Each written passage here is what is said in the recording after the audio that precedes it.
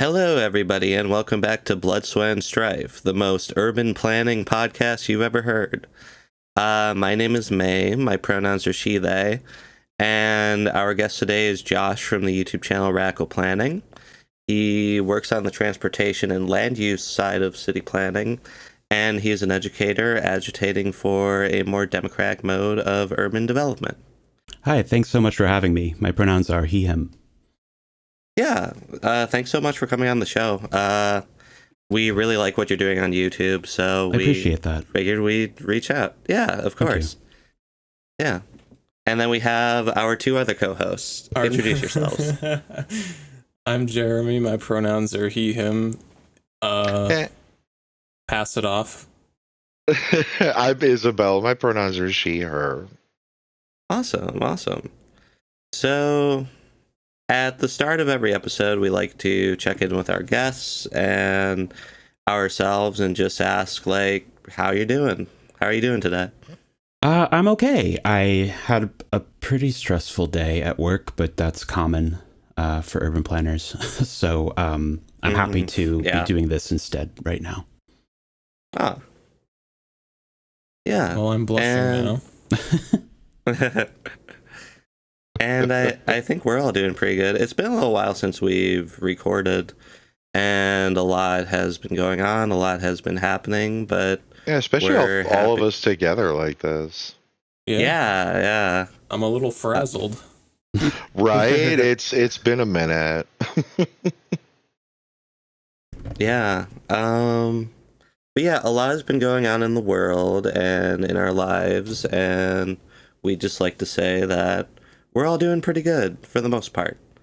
But yeah, today, since we have an urban planner on the show, who's been doing a lot of really great work on YouTube, just like educating people on just different aspects of urban planning and the democratization of urban planning, we figured we'd ask him some pretty big questions about just like how we go about doing infrastructure and what the process of infrastructure is like. And I think that the first question we really wanted to ask today is, what is the right to the city?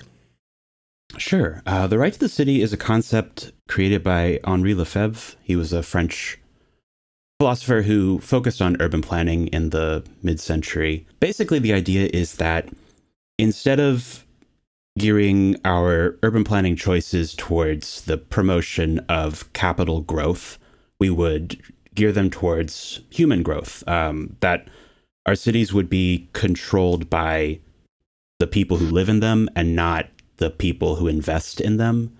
It's an extremely radical concept. It's as far left as it gets, I think, in urban planning. And it's hard for people sometimes to wrap their brain around it because it is a revolutionary concept. And so, I try with my YouTube channel to break it down to, a more simplistic understanding of it. But, that it is important to remember with right to the city that it's a very it's an end state of the city. It's not like it's not a tomorrow thing. It's not a year from now thing. It is kind of a lifelong revolutionary struggle to achieve. That's a very interesting way of putting it, because I think that on the left, oftentimes especially when people are just getting into leftist politics and studying leftist anti-capitalist history, they almost begin with the perspective that a lot of the problems that we have in society can be solved right away. Mm-hmm. But if you look into places that have had socialist revolutions, yes, they have a standard of living and basic social services that we are lacking, but it takes a while to actually build those things up. Absolutely. I guess. So I guess follow-up question, what do the steps to the right to the city tend to look like? So I don't know if you're on this side of Twitter or not, but a lot of my circles are starting to use the term non-reformist reforms, which I forget. Okay. I forget the theorist who originated the idea, but basically, it's a reconceptualization of revolution as a series of steps, which I think for me I prefer that concept of revolution than maybe a one day event, or you know what I mean. I think that there are ways to prepare the path, and so I think non-reformist reform really gets to the idea of right to the city, where perhaps the first step, in my mind, I think the first step would be passing some sort of anti-displacement measures, things that prevent gentrification. They might seem to some people as like a liberal reform, but if the biggest issue in our cities right now is the displacement of long-term residents, especially people of color and low-income people, then having those protections in place is actually very significant. And to have those, it gives you this breathing room. You don't have to fight to live where you live. And then I think that the momentum carries on to the next reform, which I don't know what that would be, but basically in achieving the right to the city, the way I see it is that it would have to be, a series of steps, because like you said, even if we did have some big revolutionary moment, or we somehow woke up and we were in a socialist state tomorrow, I don't think people would have the right to the city nailed down. I think in our neoliberal world, people don't have that concept as like something they believe should happen or should be achieved. So really getting these small reforms and framing them as steps to the right to the city is how I see it happening. And obviously through like a coordinated movement, it's not really something the state could ever give to us, because we live in a capitalist state. So, right. Yeah, so it would have to be a movement where every win that we achieve, we would have to turn that into the next struggle. Right. I was actually thinking the same thing, where the way that people, especially here in the US, think the way our cities are planned right now isn't really a problem to a lot of people. Right. They just see it as normal. So I don't think it's something that a lot of new leftists especially think about tackling once, things start to change. I do think though that a lot of these issues are like, they're normalized, but once you start engaging people with them and start talking about it and getting them to think about it outside of the framework of this is just normal, and getting them to think about to a lot of people, right, think about it that way. Yeah, I think right, but it's like right away. Right, it's like, is this how it should be? Is this how you would want it to be? Mm-hmm. Like, what kind of city would you want to live in yourself? And it's hard to get people to think about it that way, but especially when we are like so many of us are existing in these infrastructure systems that are just awful, and having to interact with them every single day of our lives, and it is this nightmarish scenario that's just been normalized for us. It's difficult just to get people sometimes to take that first step into thinking about something new. Sorry, I feel like I kind of went far afield from where I started. No, anyway. I think that's exactly right. Like I'm a trained urban planner, and it is literally my entire job to get people to think like that.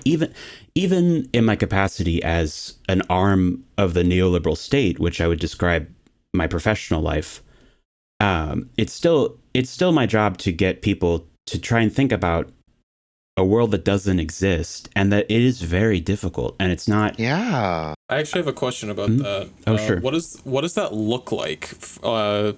Setting aside your YouTube channel and the more radical stuff you do in your day-to-day job, what does it look like trying to put through more, I guess, quote unquote, progressive changes to urban policy? Sure. So, like I said, I am obviously limited by what the state will do, because I do work for a private company, but I'm employed by several different governments. I'm limited by what they'll do, but I think that the way urban planning works, it really is the individual can do a lot. I can, I do have, I don't see it this way, but like I have a power, I have something that I can use. This guy's kind of shady. I don't know, guys. So I, obviously I use that to try and get things aligned towards the people more than developers as far as I can take it.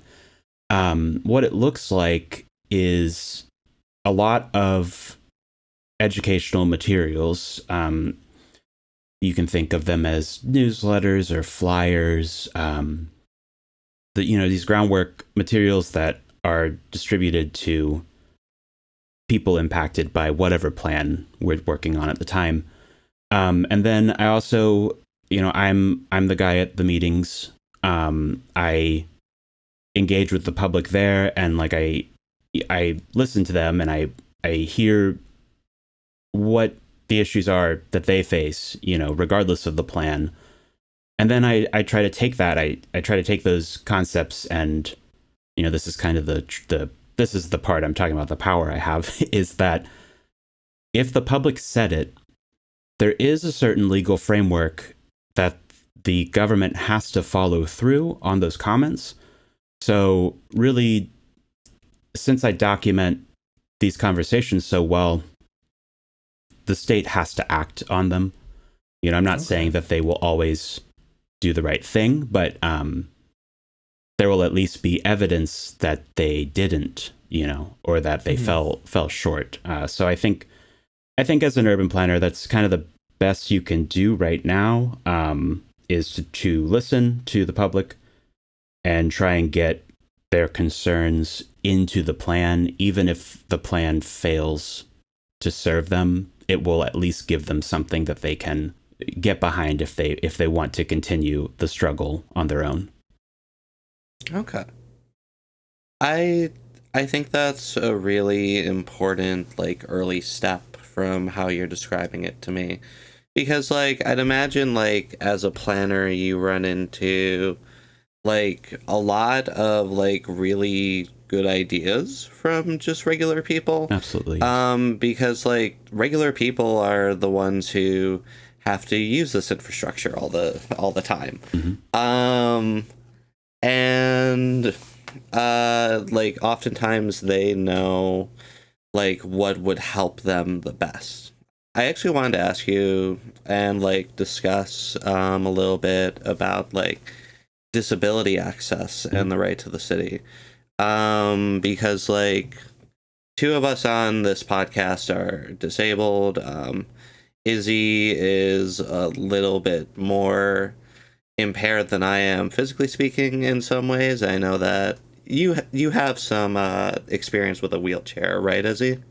Yeah, I do have a wheelchair. I don't get to use it very often, and actually one of the reasons why I don't get to use it very often is most of the sidewalks I try to use it on will end up pitching me out of it because of how poorly they are laid out. Or I will encounter driveway aprons that are just sloped in such a way that even when they interact with the sidewalk, I'm at this like really almost just this very weird angle that's difficult to push through. And so, yeah, I don't really find myself using it very often because most of the infrastructure around here isn't that great for it. And so I tend to use my cane, which means I really don't go out and do a lot of stuff because it's exhausting to use my cane for too long.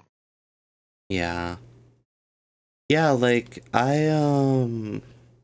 I kind of deal with my disability in like a different way. Like I am able to walk around for a little while and to go and like stand and stuff, but like I've noticed that like being like photosensitive, like a lot of the world around me just isn't really geared towards me. Like this like car-centric infrastructure like is basically inaccessible to me because I struggle with photosensitivity, and there's a lot of like flashing lights involved with the like the actual process of just being out on the road. So it's something that is like actually kind of dangerous for me, and I often find myself wishing that we had more like public transportation infrastructure, like buses and high-speed rail and that sort of thing. Like it would literally be impossible for me to get out of my apartment complex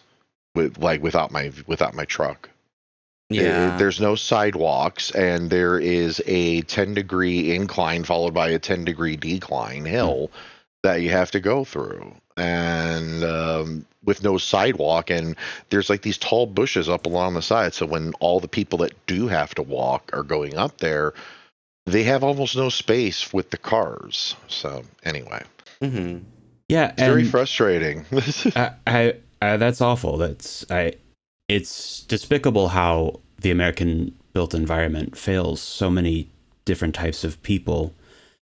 And I see it in cities as much as suburbs, to be honest. I don't want to sound very defeatist here, I want to end on a positive note with this, but it is a miserable situation. For example, I live in Philadelphia, and we have very narrow streets, but that's always the excuse, right? It's like, oh, the streets are too narrow, but we end up with sidewalks that are jagged, the ups and downs. It'd be very difficult to go across on a wheelchair, even though there are sidewalks present. And then we have these curbs that are insane, just like very high off the ground. And it just is frustrating because there are these infrastructural solutions. They exist, they're known, but cities aren't incentivized to build that type of infrastructure. They very much see improvements, even like, are y'all familiar with what a bump out is at an intersection? No. I'm not. I'm not sure. So imagine you have the street. Let's say there's a street where there are cars parked on both sides. At the stop sign, the sidewalk will actually extend the width of that parking lane, like into the street, so that cars can't park at the intersection. And then also, when you cross the street, it's a much shorter distance because you're going from one bump out to the other. Yes, I am familiar with what you're talking about. I've seen those used in numerous spots. Where the sidewalk area kind of just extends further out into the road with like an actual like curb. Yeah, exactly. I personally believe that those should be at every intersection. There just people should. It's, first of all, it is illegal in almost every city for cars to park at the intersection like that. It's illegal parking already, but I've been in so many conversations with engineers where they'll just be like, well, people get mad if we take away the parking. I'm like, this is illegal parking. And so it just is, there are things to do, but it really takes some sort of capitalist momentum to get like an area to become walkable. Right. You got to try and find a profit motivation for it, or else nobody wants to deal with it. Making people's lives easier. Why would we want to do that? Even though the sad thing is that people being able to maneuver around their city more easily and more freely is good for the city's economy in general. I can't imagine it would be harmful. But I think it's a type of economic development that capitalism really isn't interested in anymore. Right. I agree with that. I mean, cars get bigger and more expensive every year. That's where all the money is. It's not, it's not coming from extending the sidewalks or putting bollards up or extending bicycle lanes. It's just all about cars. It's interesting. I remember having an opportunity to visit Rome years ago. And my experience there as a disabled person versus my experience here in the United States was like night and day. and which was shocking to me because it's a significantly older city than any place I'd ever lived in here in the United States. But they somehow managed to make it far more accessible than any place I've ever been here, both in terms of public transit and just getting around. I felt like they did, if not a great job, a much better job than we do of allotting extra space for people versus cars. And they definitely had more of a focus on public transit than we do here. But what's funny is apparently in Europe, Italy is known as having some of the worst public transit out there. And it's just interesting to think about that perspective. Like, our infrastructure is so bad in the United States that experiencing some of the worst infrastructure in Europe still feels like a huge upgrade. Right. Yeah.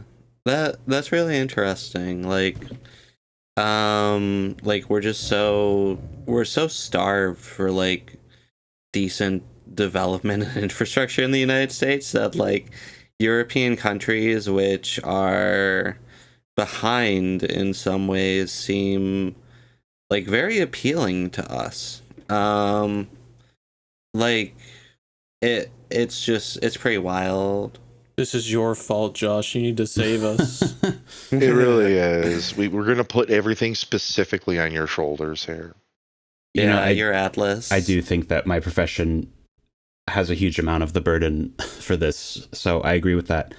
But I think also to take away from Europe is they've had their socialist struggle, right? Like they have, for better or for worse. I personally don't think Europe is like a. I don't want to live in Europe, and I think, right. And I'm not trying to.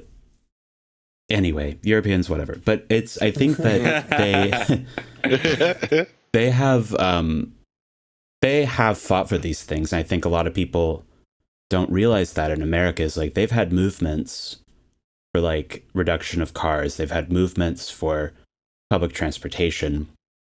And we just don't have that in America. Like our revolutionary fervor really just died out through neoliberalism. Like from the 70s and on, we just really lost the concept that if you want the state to do something, you have to fight them. You have to be antagonistic to them, and then they will provide eventually, And the state did a pretty solid job of stamping down on more revolutionary elements as well. But yeah, I agree. I feel like there's a prevailing sense amongst the population here in the United States that it's up to us to beg for the scraps and be thankful for them when we get them. And they would never, like, people would never frame it that way, but that's what they're saying. They don't want to go to bat for issues. They want their guy to win the election. And they view that victory as a victory in and of itself when it has no material, like, advancement for their actual objectives. Yeah. Yeah. I think that, like, what we're talking about right now could very much be linked to something that David Harvey talked about in his article on the Right to the City, which you very kindly sent me, Josh. Where, like, living in the city, if you are, like, well off enough to afford to partake in the consumer choice, which is, like, all around you, it kind of gives this illusion of, like, freedom of choice more broadly. Like, I can choose where I go and eat my food. I can choose what concerts I want to go see. I can choose to go to this new fancy esports arena that they just built. But at the end of the day, like, we don't really have much choice over what actually gets developed in our cities. And, like, I live in a suburb, and, like, urbanization is kind of, like, spilling out into the suburb, like, more and more. So, like, you go down Main Street now, and it's a bunch of like boutique shops and like restaurants and just entertainment type stuff. And it's nice to have. It's nice being able to order Chipotle and have it be here in like 20 minutes. Mhm. But at the same time, like these, like what gets built is built for the benefit of private investors and not necessarily for the benefit of like a person like me who is actually living here, you know? Yeah, Yeah. absolutely. Every part of our development system is initiated by the private market. Like we don't, our nation doesn't build. And if they do build infrastructure, it's to improve the value of land, to make it more profitable to build on. That's still a developer initiation, right? Like it's anything the state does is for the benefit of private development, because that's in a capitalist economy like we have, that's just how it is. Mm-hmm. You know, this kind of tangentially applies to a question I did have for you, Josh, which was, are you familiar with the YIMBY movement? I will take that as a yes. Yeah, a little too familiar. Like I'm only like just recently becoming aware of these folks in any real detail, but I think walk away right now. Like, just... oh, okay, well, fair enough, cool. But it feels like the only reason why I've come aware of them is it kind of feels like some of their ideas have gained traction in the Democratic Party, and so I was just kind of curious to hear your thoughts on them. Sure. It's a neoliberal movement, and they don't like, well, it's such a big tent that there are many of them that would agree with that. But why I started my channel, like my first video is called Don't Fall Down the YIMBY Pipeline. Oh, goodness. I did watch some of your videos before this, but I didn't go all the way to the beginning of the channel. Sorry. I would never... You don't have to. I don't want to look at that. You know, your first work is... But yeah, the movement is center right, I would argue, and a lot, as one of you brought up earlier, a lot of people on the left don't really think they have to engage with urban planning, and so they'll just latch onto these ideas because YIMBYs are so good at the way they present them. So, you know, they're like, oh, we have to build higher density. That's green. That's sustainable. And like, that's, the conclusion is off to be, there's sustainability and density, but it's not so simple. But everything to them is very simple. You know, like all of our problems are zoning, and all of our problems are, you know, everybody who doesn't agree with us is a NIMBY. And I just find them to be a very despicable group. But the reason why they're doing so well politically, and I would like the audience to know they do just as well with Republicans as Democrats. Yeah, fair. Is that they're presenting ideas that our government has been engaging in since the Reagan era, like very literally. This is Reaganomics, trickle-down economics. And so the reason why I think especially Harris's campaign recently has latched on these YIMBY ideas is because of that really powerful rebrand that YIMBY has done to Reaganomics, that they have really made themselves seem like they care about people, which they don't, and that they care about the environment, which they don't. And, you know, obviously there are always going to be people who do, I guess, in the movement, but and they'll fight me. They'll be mad when they hear this. But the movement itself is only concerned with removing any barrier to private development. They want private developers to be able to do whatever, you know, which ignores like the history of why we have zoning, why we have building codes, is because we used to let developers do whatever, and they destroyed our cities. So it's just this like very, I don't know, it's unnerving, I guess, to like see them like push these ideas and then claim that they are progressive or even leftist ideas. Right. And that's, you know, that's really the driving force of why I make my YouTube is to offer people that actual leftist insight, you know, actually describe what a socialist or anarchist or communist movement in urban planning would be. Yeah, I like that you called it a pipeline because it's such an easy idea to go hands off and put it in the hands of private planning and think that that's going to solve all the issues. Mm-hmm. Right. Yeah. What was interesting to me was I had not heard of this movement, like referred to it this way until recently, but apparently Austin, Texas is like a poster child for their movement. And I, until recently, lived there. And while I had not heard of that movement specifically, I definitely saw the effects of it while I was living there. And one of the things that was interesting to me was when it was pointed out that the rate of evictions was going up in Austin in spite of these new developments and so forth that they had done there. The people in the YIMBY movement were like, oh, well, I mean, if you can't pay your rent, what do you expect? Yeah. And it's like, okay, well, we've just come full circle now, haven't we? And so who are we building these homes for if the people you're saying you mean for them to live in there can't afford to do it in the first place? Yeah, it's just about building. Gentrification. Yeah.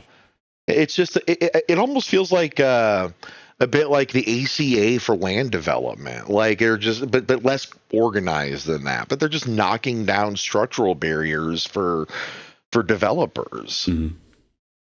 Yeah, it's kind of like I was just watching the Obama speech at the DNC last night. And it's kind of like how... Yeah, that's painful. Yeah, that's the had to hurt. It was rough. You know, the funny thing about Obama is he still got it. He's still pretty slick. When he talks, it's easy to turn your brain off and be like, yeah. That makes sense. But, like... he's always been able to bring a lot of gravitas to the table. There's no doubt about that. Oh, definitely. But yeah, he was, like, condemning the Trump tax cuts.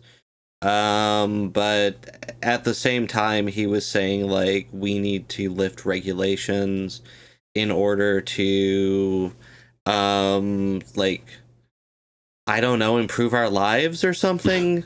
but like, he was pitching it in this very, like, weird sort of way where it's like, yes, all of these things that everybody hates are bad. However, we're going to do the same thing, but in a way that is more palatable to you and that you won't really notice at first.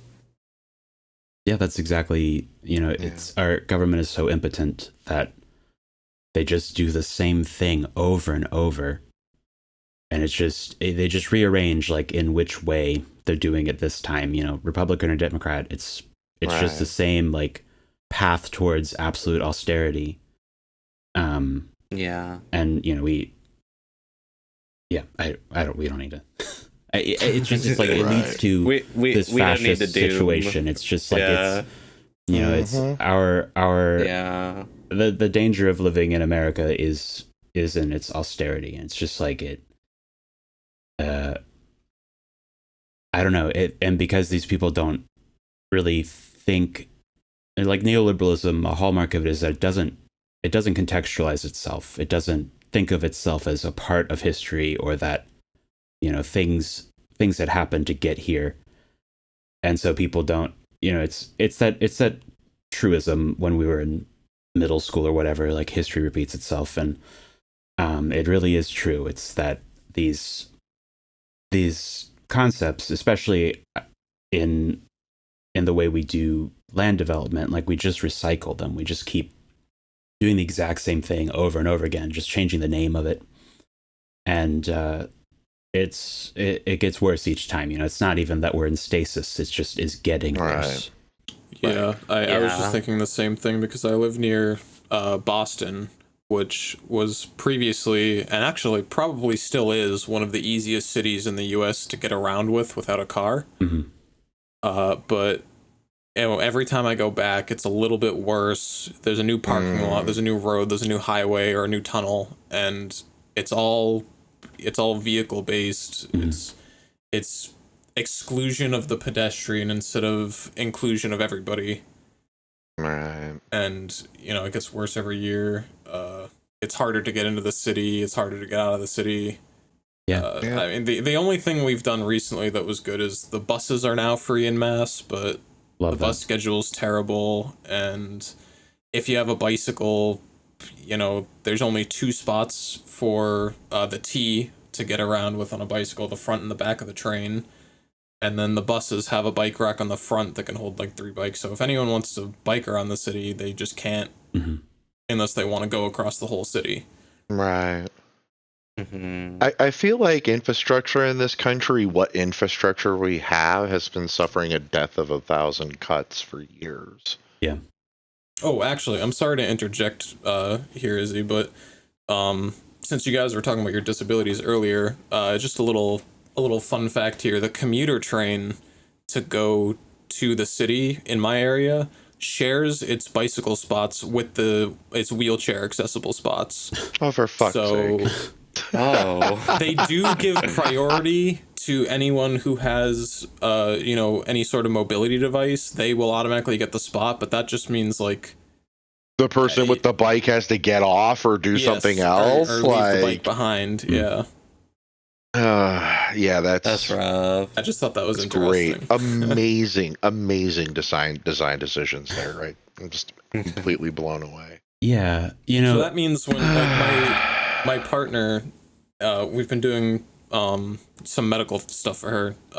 I won't get into it here, but if we decide to go into Boston, it's always a toss up between driving or taking the train, and it's like a 2-mile walk from the last train exit to get to the hospital we have to go to. And we're always discouraged from bringing our bikes because it's like, well, what if, we don't want to cause a fuss if someone is going to be taking the train and they need the spots more than we do. So it ends up just being we drive and then we sit in traffic for an hour and a half to get in and out of the city. That's awful. Yeah, when I got into the profession 10 years ago, I felt it just was a completely different conversation about transit. And I don't really know what happened, but it used to be that urban planners believed that transit was a way to change things, that it could be the catalyst. Like if we used to talk about fare free all the time 10 years ago. We talked about like expansions, having both, high frequency and like high coverage, which are now portrayed as opposites very often, like in our austerity scheme. And what I mean is like frequency, like how many buses come an hour, and then coverage is how many stops there are basically on our line. And now transit is, I don't know, people are looking at transit like it needs to make money. And like people are acting like it's not a public good. They're like, oh, it has to, they're so mad at fare jumpers. Fare jumpers are the problem. Right. It's like, it's just it's become very carceral, like all urbanist. Which then has them investing all this money in police officers patrolling for fare jumpers, and it's like the cost of the fare jumpers and the cost of the gates is more than the lost money in the fare jumpers. It is. It's ludicrous. But you're right. Everything has to be profit motivated. We keep hearing about it. We've been hearing about it about the U.S. Postal Service for decades. I mean, I remember growing up in the 90s hearing about them talking about on the news about how the U.S. Postal Service wasn't being profitable. It's like, it doesn't have to be profitable. Actually, I hate to burst your bubble, but Nixon signed into law that it does. The post office actually does not get any federal funds. Right. Well, let me rephrase. I don't think it should have to be profitable. Oh, it needs to be a public service. Like, this is insane. Right. Absolutely the wrong thing. Like there is a value in having access and everyone having access to that service. There is a value that is difficult to quantify in terms of dollars and cents, but it's very real nonetheless. Yeah. Mm-hmm. It's like that old Lenin quote. It's something to the Vladimir extent or of John? like Vladimir. But it's something to the extent of like, our detractors say that we want to turn every service into the post office. To that I say that's precisely what we intend to do. And like it's a very like apt quote because like the things that we need to survive and the things that we need to thrive in our society should be regulated as public goods. Like they shouldn't be expected to turn a profit at all times because feeding everybody and housing everybody doesn't always like turn a profit. Like it can turn a profit, but it often doesn't, and we should be okay with that. Yeah. Yeah. So I kind of a maybe less serious question for you, Josh. Are there any examples in the United States that you tend to like to hold up as examples of the worst urban planning that you can think of? The worst urban planning. Austin, Texas. That's not far off. I think that that sort of development, like San Francisco, Austin, even New York City, this, like, just these perpetual upzonings.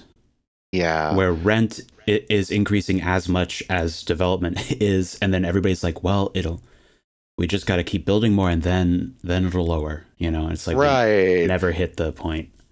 I feel like Austin is an excellent example of that too, because they've experienced such a dramatic population boom in the last like decade and a half or so, and they have been trying to ramp up their road infrastructure to handle all of these new hundreds of thousands of people that are living there, and they just can't do it. Yeah. They cannot make the roads big enough, fast enough. And they tried to install a light rail system in there, and they ended up with one line that has stops in like some of the most useless spots of town I can think of. So that's it. Yeah.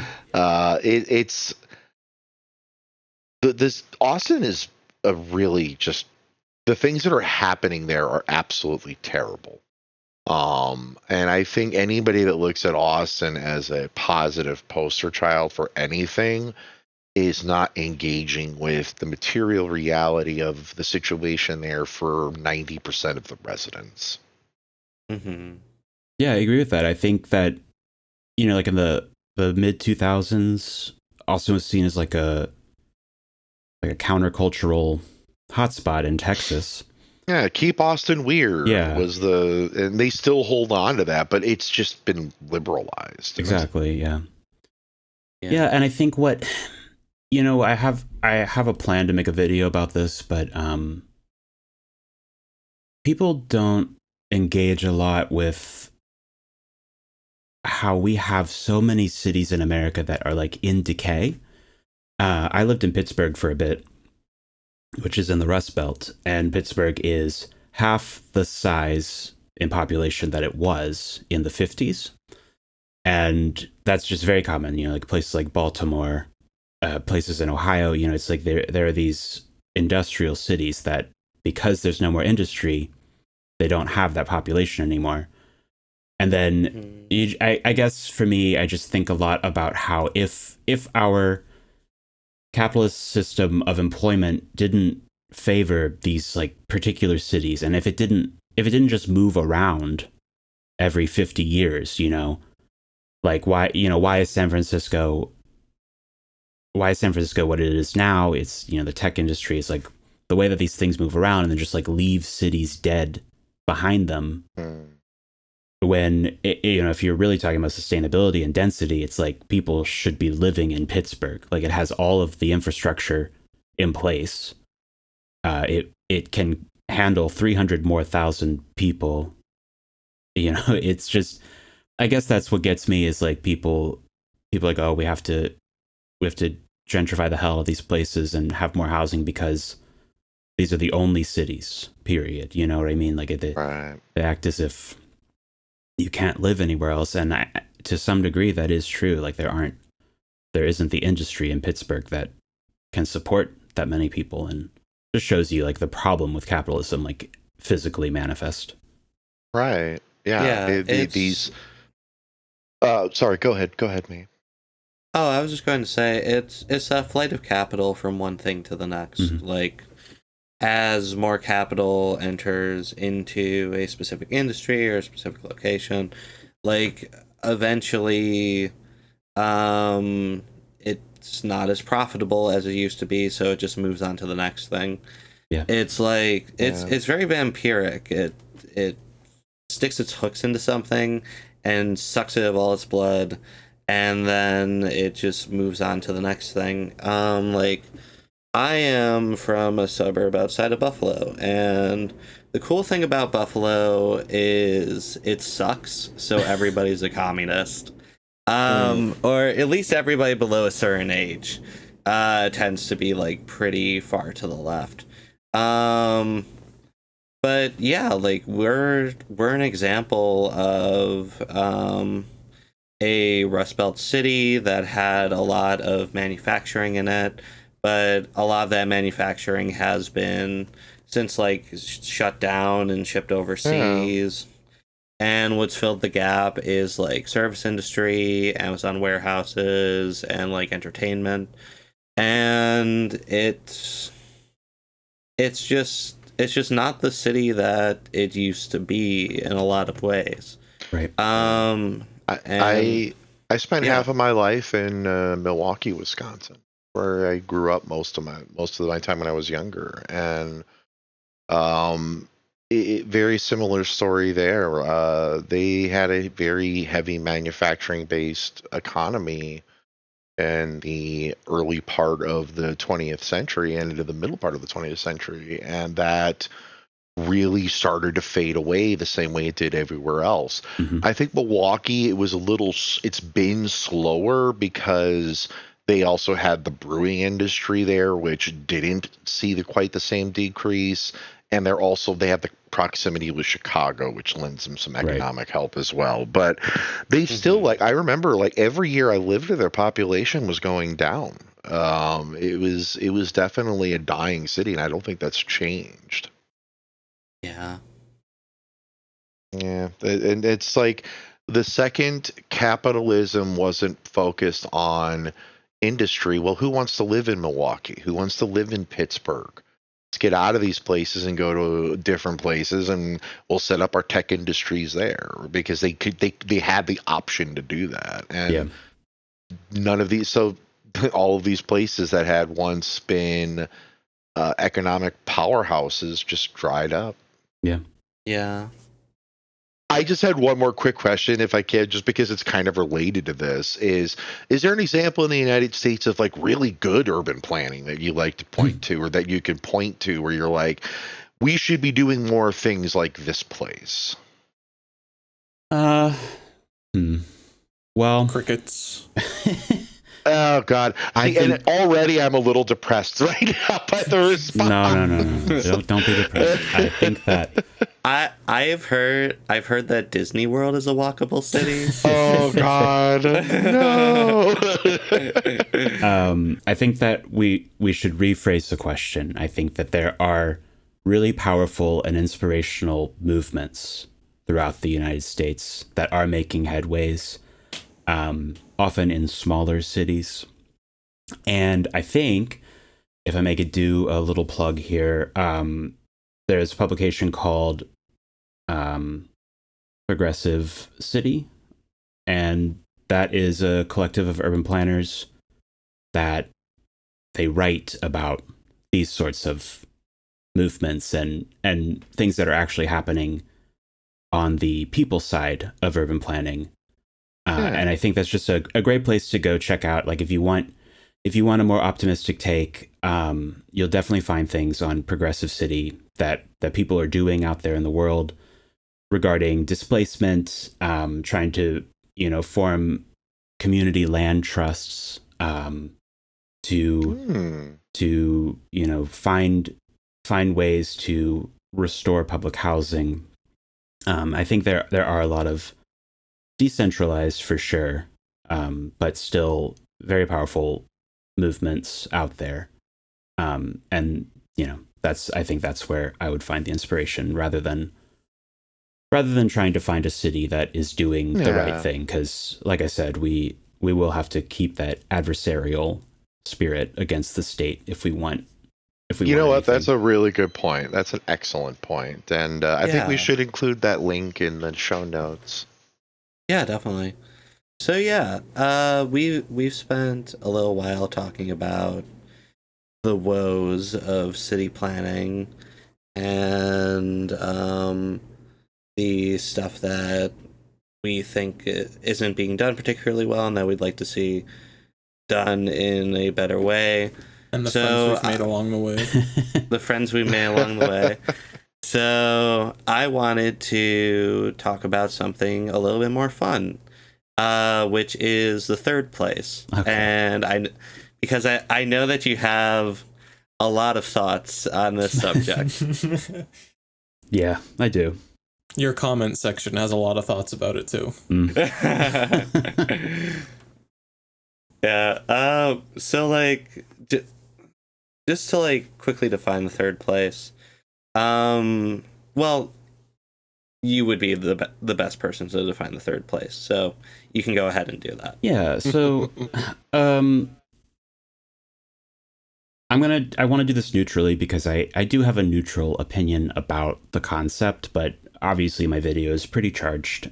But a third place, it's a concept that basically your home is your first place, where you work is your second place, and where you go to engage publicly is your third place. And there are a lot of parameters that narrow down what a third place is, and I think that people haven't really given a good reason to change those. But I think that some of the key like aspects of a third place is that it's very cheap to be there, though I would argue that they are all places of consumption, capitalist consumption in some way. But also, there are places that are organized outside of you. It's not like a book club is not a third place, right? Like it's something that persists without the interaction of the people who go there. Right. Mm. But it is also the people who go there make it it's the social aspect is also important. It's almost dialectical in that sense, where it has to be able to exist without the people who go there, and it also cannot exist without the people who go there. Right. Yeah. Kind of like a commons of some sort. I would argue no. I would say that it's more like a bar or a coffee shop. Okay. Gotcha. Yeah.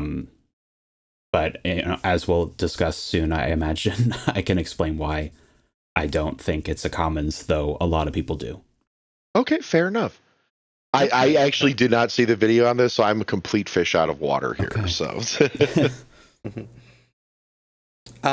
so yeah, like I figured it would be good to like give like a little disclaimer before we really like get into the weeds. Like, I don't think anybody here is necessarily like against the idea of a third place. Like, you actually make a joke in your video, like Karl Marx, avid third place enjoyer. He was. He was. He loved bars.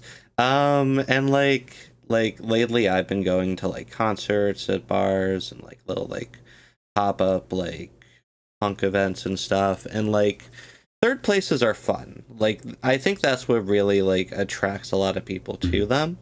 Yeah. And but like they almost serve as like kind of this like pressure release valve where we're feeling alienated because of capitalism, because we aren't living, to borrow a term from one of your videos, in a convivial way with each other. And third places are kind of there to alleviate a little bit of that capitalist alienation, right? Right. Yeah. Yeah. So, like, third places, like, we've been seeing, like, this pretty, like, major surge in the discourse lately. And a lot of people have been saying that, like, the antidote to capitalism is the third place. But I think that kind of, it shows a sort of mismatch in priorities where, like, you can have third places and leave the capitalist system intact. Like, third places have existed for a very long time under the capitalist system, and in a way they kind of help the capitalist system because they're that pressure release valve. So having a pressure release valve keeps the workers from rising up in the first place. So yeah, exactly. So I guess I want to get your thoughts on, like, why we've been seeing such a huge, like, surge in third place theory, but not right to the city. Sure. So in my video, I didn't want to call anybody out, and I think that's the biggest weakness of the video. I stand by that decision, but if you read the comments, a lot of people are like, well, I've never seen somebody say that. And, it kind of sounds like I just made it up to some people, but I can tell you the tale here. Here's what happened. Well, it was 2021 or 2022, I don't know, but there's this guy I don't care for. He's an urbanist, Yimby. And he made a TikTok that maybe you've even seen this TikTok, but it's just this guy with a mustache, and he's like walking around a kind of urban place, talking about third places, and he gets it entirely wrong, everything wrong. Like, he says he has not read the book, and he is just saying that a third place is any place at all that people gather. And if you do like some Google searches from like that TikTok being released, and then like what people wrote about third places before, and then what people wrote about them after, you can see a massive shift in the understanding of third place. And I think that's dangerous, because I think that what this individual did, who he is a marketer, like he knows what he's doing, as a lot of Yimby marketers do. He's creating a shorthand where he's redefined third place to suit his definition, right? And now his movement can say third place, and so all these people who are like, oh, I love this idea, I love that the park is my third place, or that my front porch is my third place, then he's using third place. He's saying, well, this developer movement will create more third places. And so people now engage in YIMBYism and urbanism, coming into it from being like, oh, I learned what a third place was this year, and I like it, and now I'm going to align myself with people who use the term. And so I just think that's dangerous, and so I made the video, because in the video, what I discuss is how it's a very homophobic and misogynistic concept, as it is in the book, that the Ray Oldenburg is who wrote the theory. And he basically defined places where femme people are not allowed and queer people are not allowed, mostly speaking about gay men, who he has a very strange parallel to with his own, I don't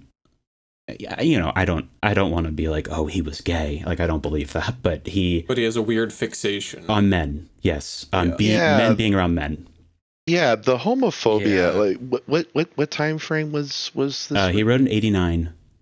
Yeah, like the From his homopho. unfinished basement. Yeah, like the homophobia that was still like very prevalent up into the 90s was very just strange on so many levels, and almost seems surreal to go back and look at now, especially when we see where we're going right now. But that's a whole other story. Hmm. Yeah, he. So I don't know. To me, I think it's interesting, at least, to figure out how we think of things and like what causes our culture to redefine something. I'm not somebody who's like, oh, this word has to mean this forever. You know, I guess my argument was like, what, how did we come to this consensus? How did we all agree all of a sudden that we're both going to still cite the book, but then cite it incorrectly? Like, what? There's this disconnect, and I don't understand that.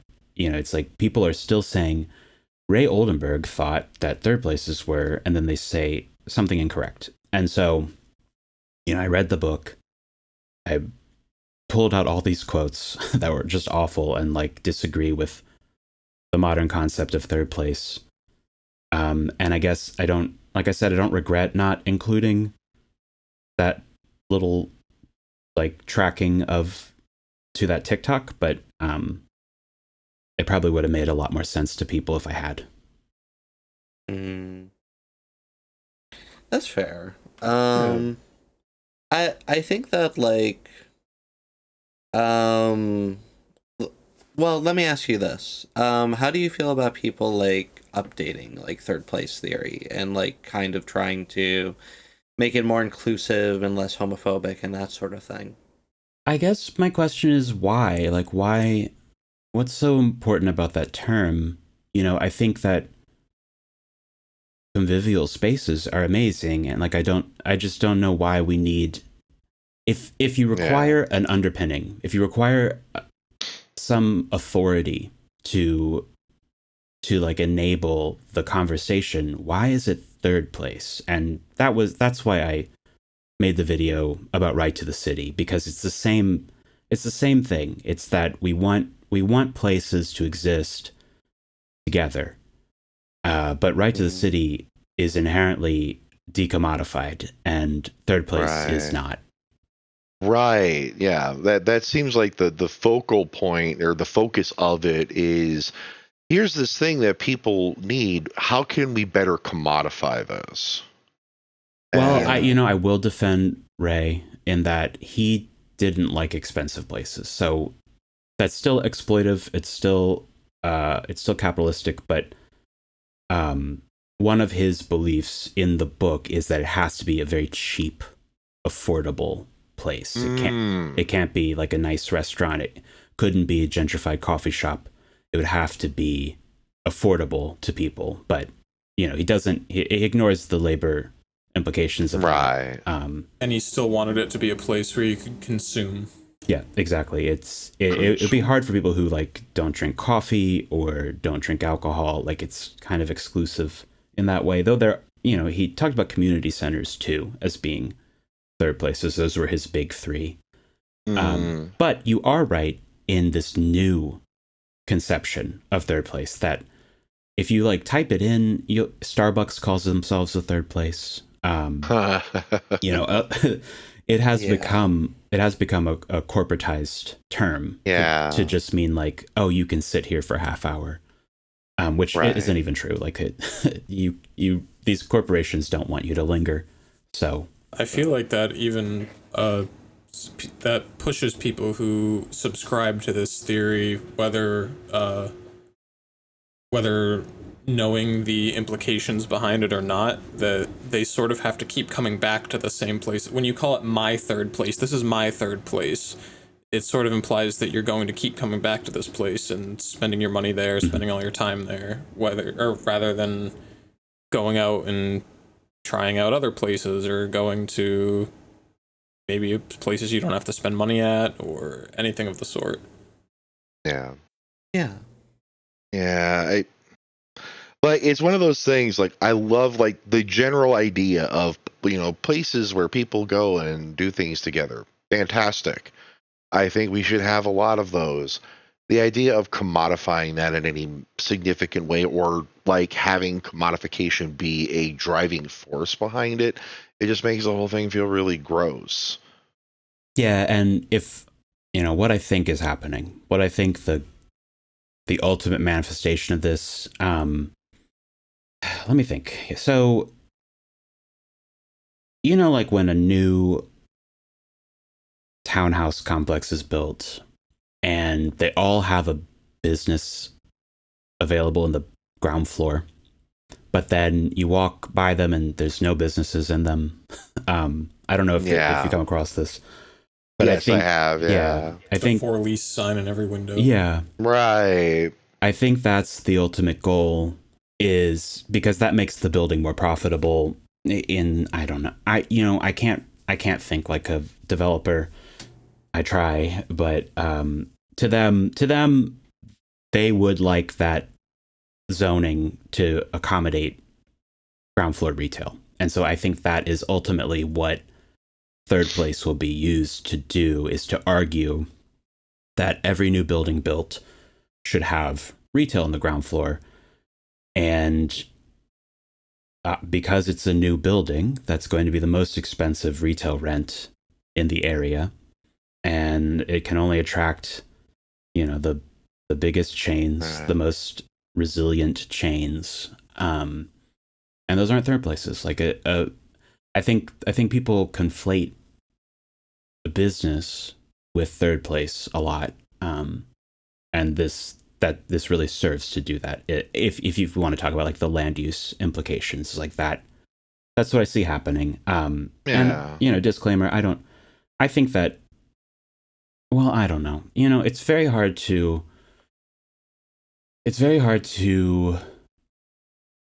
As somebody on the far left, it's hard to grasp business. Not that I'm not saying like I'm dumb or don't understand it. It's hard to like rationalize with yourself that like we need a different economy, but also life would really suck if it was all houses, if there were no business. You know what I mean? It's so hard to rationalize with yourself sometimes, like, oh, this is still exploiting the workers, and it's inherently always going to exploit them until we break free of this. So it's still nice to consume things sometimes. Right. I don't know. I feel like I'm reminded, like, talking about this and these third places, I'm reminded of an area in Austin that's called the Domain. Okay. And fucking cult gathering. But what's interesting about the Domain is that when you get into the Domain, it's a couple of square blocks, like a few square blocks. Like there's a couple of big parking lots on the outside of it, but largely like inside the Domain, it's like the streets everything's geared more towards pedestrian traffic instead of vehicle traffic. Now there are still cars driving through, but they're driving through much more slowly, and there's lots of cutouts like we've talked about, or I can't remember, the bumpers, I think is what you call them. Bump outs, yeah. Bump outs, yeah, there we go, thank you. There was like bump outs and stuff like that. So it was definitely more geared towards pedestrians, and the idea was that it was a place where you would go and like park your car, or there was bus service, I think, that would go there sometimes, and go and be able to like walk around and go shopping and eat at these different places. And there was a lot of like public spaces where people could just hang out without doing anything. And I feel like that was the intention of that space, was to be a place like that. But the problem is, like you said, it was a largely new development. All of the places there are very expensive. Mm-hmm. It was not like what I would consider affordable. It was not a place that I could go to on a regular basis. It was a place that I would go to on very rare occasions, largely because it was where the Amazon return drop-off was in my area. So, and probably on account of all the bloodletting, right? Yes, it is the domain after all. Yeah. But yeah, anyway, not that that was meant to really go anywhere else, but it just speaking on this subject made me think of that space. Would you say it was successful? Do you think that were there like a lot of people hanging out in those? Yeah, I mean, there were definitely people hanging out there, but like it was in a wealthier part of Austin, and it definitely catered to a largely wealthier group of people than I was a part of. But I mean, at the same time, like I never, when I went there, like felt like I was completely out of place either. So yeah, I mean, it was semi-successful, I would say. But I'd that's like to my touch very back on sorry, Isabel, go ahead. no, I was going to say that's my very like I lived in Austin and visited the domain a few times opinion on it. So take it with a huge grain of salt. I was gonna say I'd like to touch back to May's initial question. Why do you think that people talk so much more about third place than they do right to the city? Do you think that's sort of intentional? I think that, first of all, I believe in humanity, but I also think that people are very lazy. And I think that a lot of people would just much rather hear, like, there's nothing you have to do except post about this than the right to the city, which is me saying, hey, you have to fight for the rest of your life. You have to be antagonistic to the government until you die, and you probably won't, see the full Live to fruits. see any change. Yeah. I think with third place, it just seems obtainable because I guess it technically is. I don't. Your city will open a Starbucks and you're good to go. Yeah, I don't really know. I don't think they even know like what their goal is. They just a lot of third place people. You said it was a neoliberal movement, so that tracks. They don't know. Exactly. Right. Yeah, I think a lot of people on the left, they see this idea and they just kind of think about like all of the fun they've had at like the examples of third places that are in their lives, and they're like, oh, we need more of that. Zone. We should go to Sky Zone. Yeah, that's my favorite third place. But yeah, like it just seems like a good idea if you're not thinking about it too hard.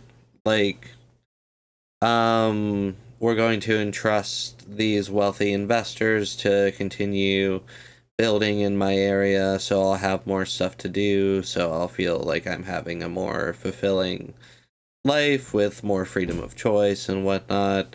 Instead of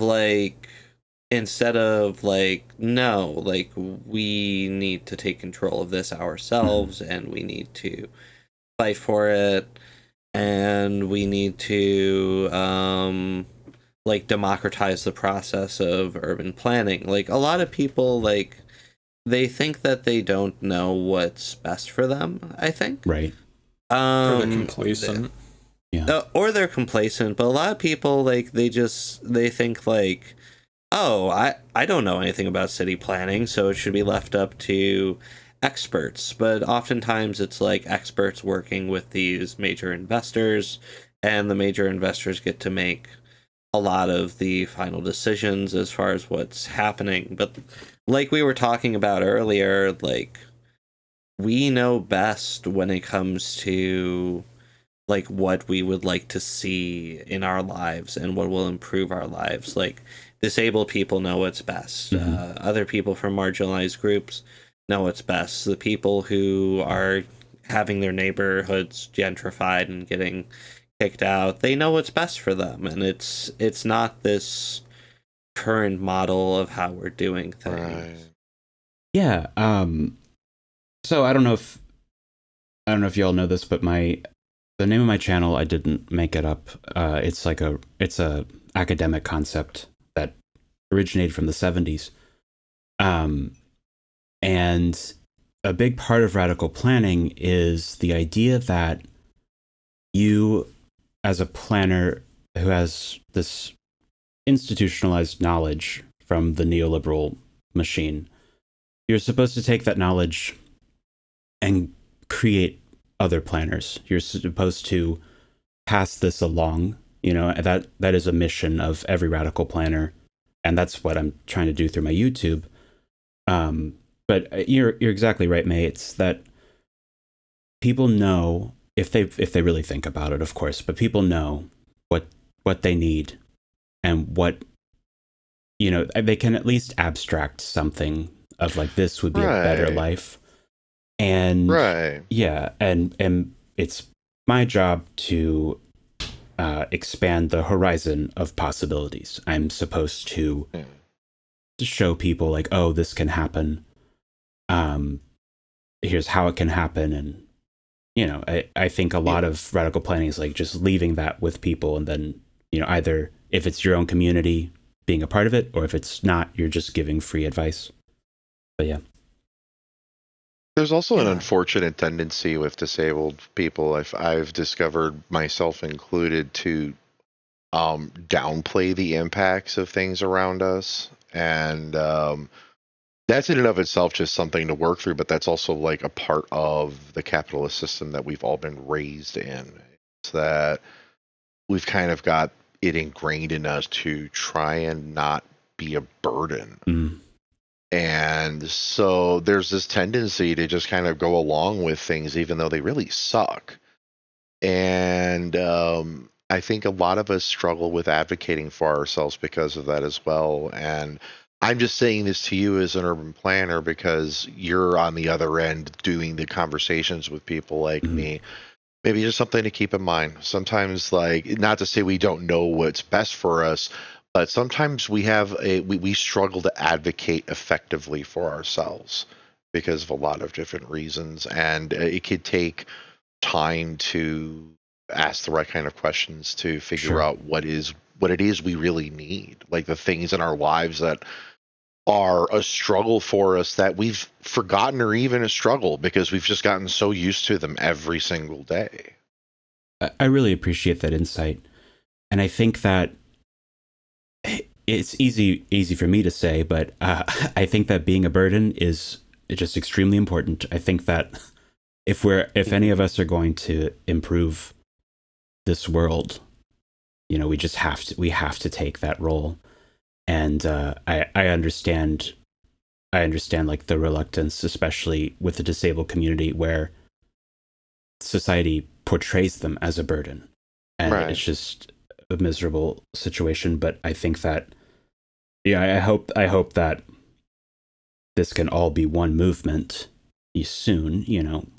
Maybe within our lifetimes. But boy, that would be nice. Yeah, I think that's really the key. Is like we have to realize collectively that it's not going to get better unless we demand that it does.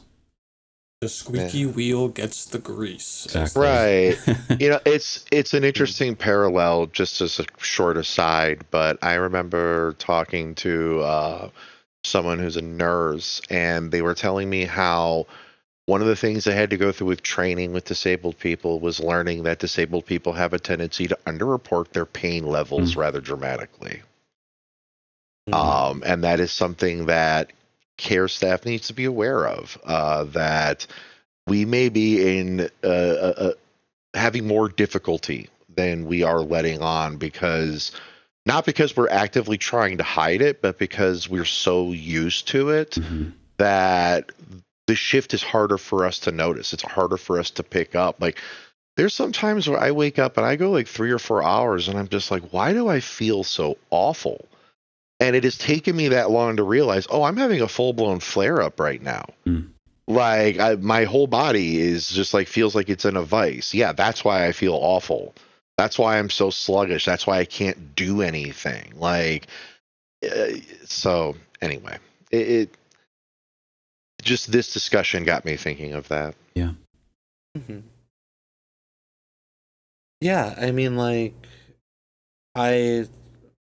speaking from my own experience, I have had to learn to be an advocate for myself just over time, because, like, oftentimes people around me, like, wouldn't take my disability seriously, or they'd be the ones downplaying it.